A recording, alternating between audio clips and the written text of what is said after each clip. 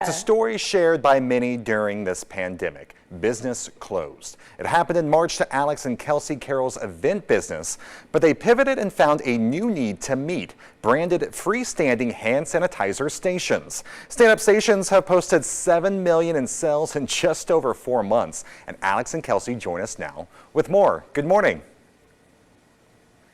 Good morning. Thanks for having us. No, thank you for being here, because this is an amazing story to tell that really goes 180. Tell us what it's been like for you two after what happened when COVID hit to now. Yeah, I mean, it was very dramatic, right? We had spent 3 years building up our events business, toss-up events, and then on March 12th, it all ended. We literally had to bring all 13 of our employees back. We had to furlough everyone. It was a traumatic experience for us. And so since then, we kind of we're sad for a couple days, and then we put our heads together and we said, hey, what's gonna be something that people need that could potentially get our employees back to work? And so I was very lucky and married a smart wife, and so she came up with the idea for freestanding hand sanitizer stations. And so ever since then, we've just been pivoting, adjusting our product, and just getting it out to the market.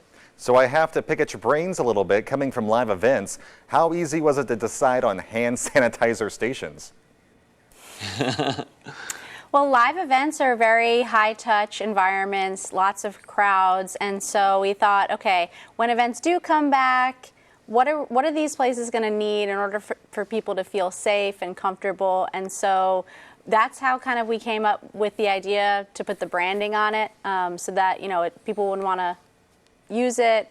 Businesses would want to display it proudly. And so we talked to our vendors who made our structures for us, and they tinkered with the, welding it together and came up with some prototypes. We had the area we printed the decals for, and started selling them locally at first. And then we launched standupstations.com and getting orders from all over the country. And you guys have received quite a bit of national media attention since you started, including even here in Vegas. I'm interviewing you guys. What do you think your story is resonating with people? I think it really comes down to people really like a good comeback story. And for the event industry, I mean, it just stopped. So you have all these businesses who they had to pivot. They had to do something else to kind of be able to feed their families. So for us, I think people see that and they're encouraged by it and they're excited by it. I mean, the best part about what we've done is that we get to employ over 30 people now that all they do every day is just send out hand sanitizer stations, design it, customer service, operations. It's been so encouraging for us to see that. So when COVID is able to be over with, will you go back into the events world, or are you going to kind of stick with the hand sanitizers?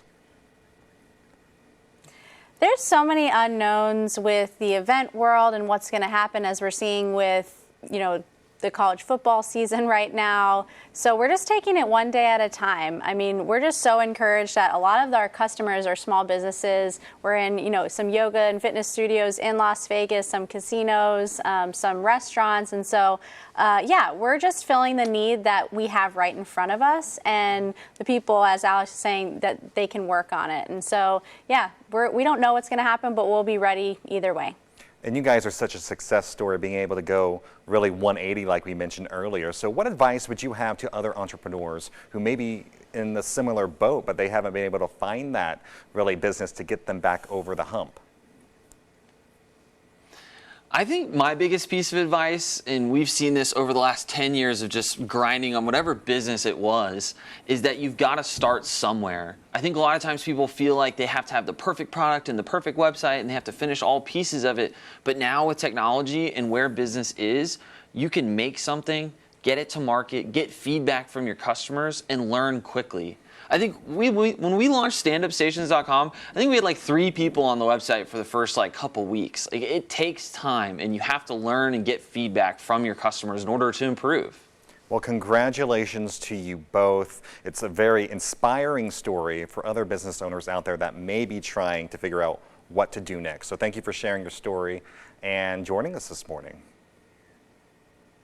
Yeah, thanks for having us. Of course. For more information on Alex and Kelsey's new adventure, you can check them out at standupstations.com. Proud sponsor of Las Vegas Morning Blend.